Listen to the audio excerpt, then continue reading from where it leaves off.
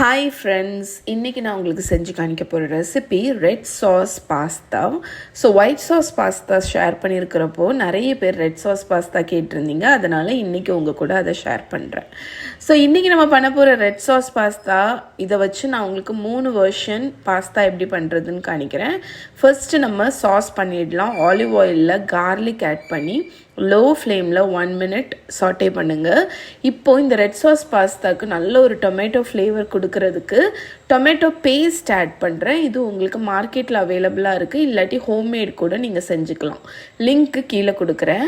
இந்த டொமேட்டோ பேஸ்ட்டை ஒரு 2 to 3 minutes ஆயிலில் நல்லா ஃப்ரை பண்ணுங்கள். அதுக்கப்புறமா ஃப்ரெஷ்ஷாக அரைச்ச தக்காளி பியூரி ஆட் பண்ணிக்கோங்க. நல்ல இனிப்பாக உள்ள தக்காளி ஆட் பண்ணுங்கள். ஆப்பிள் தக்காளி, பெங்களூர் வெரைட்டி, அந்த மாதிரி நாட்டு தக்காளி இந்த பாஸ்தாவுக்கு நல்லா இருக்காது, ஏன்னா அது ஓவர் புளிப்பு கொடுத்துரும். இப்போ இதை மூடி போட்டு 5-10 நிமிஷம் மீடியம் ஹீட்டில் குக் பண்ணுங்கள். இதில் இப்போ நம்ம சீசனிங்ஸ் ஆட் பண்ண போகிறோம். கொஞ்சமாக சால்ட்டும் சுகரும் மட்டும் ஃபஸ்ட்டு ஆட் பண்ணி அகெயின் ஒரு 5 minutes போல் நம்ம இதை குக் பண்ண போகிறோம். ஸோ நீங்கள் லாங் அண்ட் ஸ்லோவாக இதை குக் பண்ணும்போது உங்களுக்கு இந்த டொமேட்டோ அந்த சாஸ் இன்டென்ஸாக இருக்கும். ஃப்ளேவர் ரொம்பவே நல்லாயிருக்கும் பாஸ்தாவில் டாஸ் பண்ணும்போது.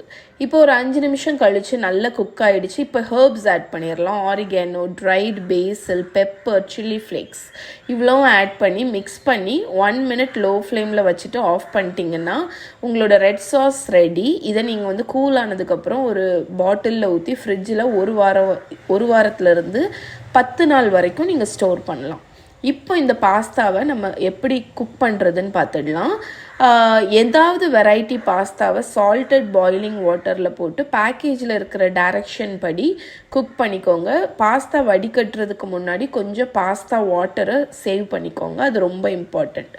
இப்போ நம்மளோட பாஸ்தா சாஸில் இந்த குக் பண்ண பாஸ்தா, கொஞ்சம் பாஸ்தா வாட்டர் இவ்வளவும் ஊற்றி டாஸ் பண்ணிங்கன்னா உங்களோட basic everyday red sauce pasta ready. இது நீங்கள் ஒரு பிளெயின் சிம்பிளான ஒரு பாஸ்தா மேலே கொஞ்சம் பார்மசான் சீஸோ இல்லாட்டி எக்ஸ்ட்ரா ஹர்ப்ஸ் ஏதாவது போட்டு நீங்கள் சர்வ் பண்ணலாம். லஞ்ச் பாக்ஸ் கூட வைக்கலாம். இப்போ அடுத்த வெர்ஷன் நம்ம க்ரீமி டொமேட்டோ பாஸ்தா பண்ண போகிறோம்.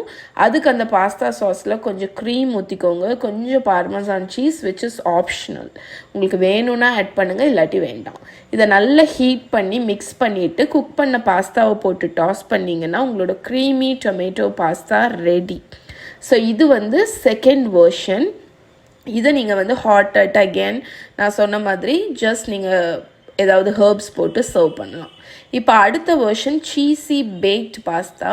கொஞ்சம் பட்டர் ஹீட் பண்ணிக்கோங்க. அதில் உங்களோட ப்ரிப்பேர் பண்ணி வச்சுருக்கிற பாஸ்தா சாஸ் ஆட் பண்ணி க்ரீம் சீஸ் இருந்துச்சுன்னா அது கொஞ்சம் போடுங்க. அதுவுமே ஆப்ஷனல் தான், வேணும்னா ஆட் பண்ணுங்கள், இல்லாட்டி வேண்டாம். க்ரீம் சீஸ் ஆட் பண்ணிவிட்டு அதை லேசாக இந்த மாதிரி மசிச்சு விடுங்க. அதுக்கப்புறமா நீங்கள் லோ ஃப்ளேமில் குக் பண்ணும்போது அந்த க்ரீம் சீஸ் அப்படியே மெல்ட் ஆகி இந்த மாதிரி க்ரீமி ஆயிரும். அதுக்கப்புறம் மொசரல்லா சீஸ் பீஸா சீஸ்ன்னு கிடைக்கும்ல, அதையும் போட்டு குக் பண்ணிங்கன்னா இந்த மாதிரி சீஸி சாஸ் ரெடி. இப்போ இதில் குக் பண்ண பாஸ்தாவை டாஸ் பண்ணி நீங்கள் இப்படியேவும் சர்வ் பண்ணலாம் சீஸி பாஸ்தாவாட்டு.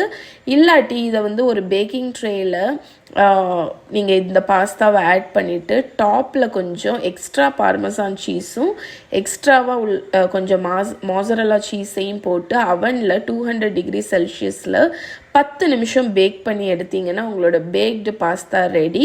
இந்த 3 பாஸ்தா அண்ட் அதர் வேரியேஷன் என்னோட பிளாகில் நான் டீட்டெயிலாக எழுதியிருக்கேன். அதில் டீட்டெயிலாக மெஷர்மெண்ட்ஸோடு இருக்குது. yummy.com லிங்க் டிஸ்கிரிப்ஷனில் இருக்குது.